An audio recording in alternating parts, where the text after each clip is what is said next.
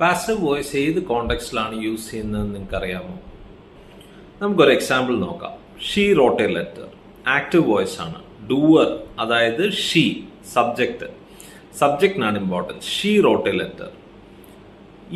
ഇതിന്റെ പാസീവ് വരുന്നത് a letter was written by her. ലെറ്ററിനാണ് ഇമ്പോർട്ടൻസ്, ഒബ്ജക്റ്റിനാണ് ഇമ്പോർട്ടൻസ്. ഇങ്ങനെ വരുന്ന ഇമ്പോർട്ടൻസ് ഒബ്ജക്റ്റിന് വരുന്ന കോണ്ടെക്സ്റ്റിലാണ് പാസീവ് വോയിസ് ഉപയോഗിക്കുക. ഡൂവർ, അതായത് സബ്ജക്റ്റ് ആരാന്ന് അറിയത്തില്ലാത്തടത്തും പാസീവ് വോയിസ് ഉപയോഗിക്കും.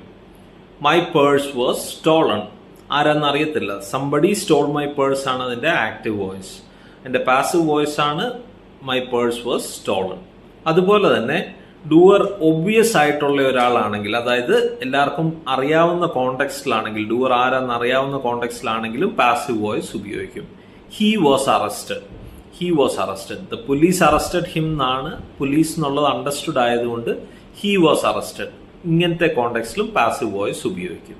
അപ്പോൾ പാസീവ് വോയിസ് യൂസ് ചെയ്യുന്ന കോണ്ടെക്സ്റ്റ് ഏതൊക്കെയാണെന്ന് ചോദിച്ചു കഴിഞ്ഞാൽ, ഡൂവറിന് ഇമ്പോർട്ടൻസ് ഇല്ലാത്ത കോണ്ടെക്സ്റ്റ്, അല്ലെങ്കിൽ ഒബ്ജക്റ്റിന് കൂടുതൽ ഇമ്പോർട്ടൻസ് ഉള്ള കോണ്ടെക്സ്റ്റ്, അല്ലെങ്കിൽ ഡൂവർ ഒബ്വിയസ് ആയ കോണ്ടെക്സ്റ്റിലാണ്. Follow for more.